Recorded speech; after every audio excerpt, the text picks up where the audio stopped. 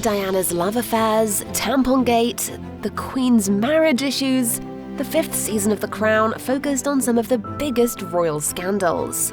But how much truth was in it? Former UK Prime Minister John Major was very disappointed. He said that the new episodes are just a load of nonsense and malicious fiction. And yet, many events described in the show actually happened. Even the most humiliating scandal that seemed too far-fetched. God, I wish I could just live inside your trousers or something. So much easier. Of course, we're talking about the so-called Tampongate that rocked British society in 1993. By this time, everyone already knew that Charles and Camilla were lovers, and one of their intimate phone calls was leaked. In that conversation, Charles shared how much he wanted to be with Camilla. He even said that he'd like to be reincarnated as a Tampax so he could live inside her. His words made Camilla laugh. To their embarrassment, the words were printed on the front page of pretty much every newspaper. Even worse, anyone could listen to the full audio broadcast on radio. So yes, the whole Tampongate thing is true. But some royals' reactions were fiction, such as Princess Anne's sympathy toward her brother and Prince Philip's rage about the scandal. All that happened behind closed doors, so we can't know exactly how they reacted. Meanwhile, the public's backlash was savage. Many people weren't only appalled by the incident, but the Brits also doubted if Charles was fit to become king. After all, he brought shame to the whole royal family, and Camilla in turn got the title of the most disliked woman in Britain. There were rumours that she had bread rolls thrown at her local supermarket. Even Diana, who obviously knew about their affair, was genuinely shocked. The princess's protection officer mentioned that she had one comment about it: "It's just sick." With the 5th season of The Crown, Tampongate got a new life. Interestingly, playing these scenes made Dominic West change his opinion on the whole thing. He used to remember the scandal as something deeply embarrassing, but through portraying the prince, he realized no one should have blamed Charles and Camilla.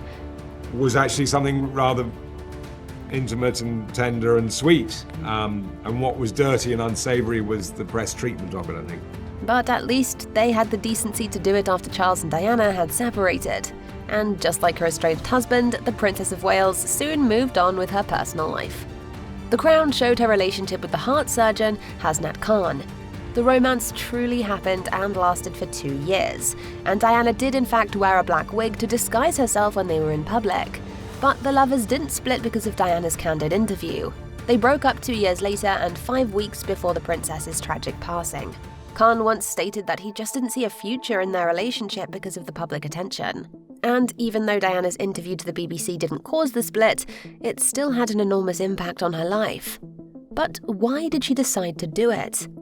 In the series, reporter Martin Bashir played dirty to force the princess to tell her true story, and it turns out that he actually did fake several documents to gain her trust. The interview itself was pretty accurate. Well, there were 3 of us in this marriage, so it was a bit crowded. Well, there were 3 of us in this marriage, so it was a bit crowded. But not everything about it was depicted correctly. For example, despite what we saw in the series, Diana didn't talk to the Queen directly. Elizabeth was informed about the interview very shortly before it aired, and the princess wasn't the one who told her. Diana's secretary, Patrick Jeffson, shared that she failed to summon up the necessary courage and delegated the job. Unsurprisingly, Diana's interview shocked the royal family and eventually led to her divorce from Charles. However, there's no evidence that the two of them met to discuss their failed marriage. Why on earth did you marry into this family if that's the way you felt? I didn't marry a family, I married a man. I married you because I loved you. But of course, The Crown's 5th season didn't only cover Diana's story. Another important scene was the private conversation between Prince Charles and John Major. According to the former Prime Minister, it was written only to provide maximum and entirely false dramatic impact. He insisted that they never met to discuss the Queen's abdication. What's more, there wasn't that much talk about it back then. In the first episode, everyone around Elizabeth is trying to hide the Sunday Times from her, all because it features an article on abdication. But in reality, the Sunday Times didn't say anything like that. It only mentioned the Queen in an advertisement for the cruise liner named after her. In fact, the year before, a poll showed that less than half of the people in Britain wanted Elizabeth to step down from the throne. What's more, 9 out of 10 Brits viewed her mainly favourably, so there was no decline in her popularity.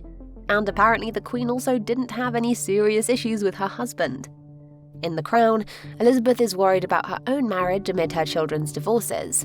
She and Philip even have a discussion about how different they are. The Prince of Edinburgh mentions that he needed a companion who'd understand him better. That's why he became friends with Penelope Knatchbull, the wife of his godson. But a royal biographer commented that Elizabeth and Philip were always close during the 74 years of their marriage. However, it's true that the prince shared a friendship with Lady Penelope. They even did carriage driving together. In fact, she was the only non-family member at his funeral. There's another woman in the royal family who also had her share of suffering, and that was Princess Margaret, who couldn't marry the man she loved. The 5th season showed her reuniting with Peter Townsend at a ball and dancing to their favourite song. In real life, they did meet again in the 90s, 30 years after their doomed romance. But it wasn't so romantic, and they didn't dance together. Margaret and Peter had lunch and talked a lot. After that, the princess said that he hadn't changed a bit, except that his hair turned grey. Sadly, they didn't get back together, either in the show or in reality. So, of course, The Crown has added some elements in for dramatic effect, but the story is still quite accurate. What other moments from the show seemed unrealistic to you? Let us know in the comments.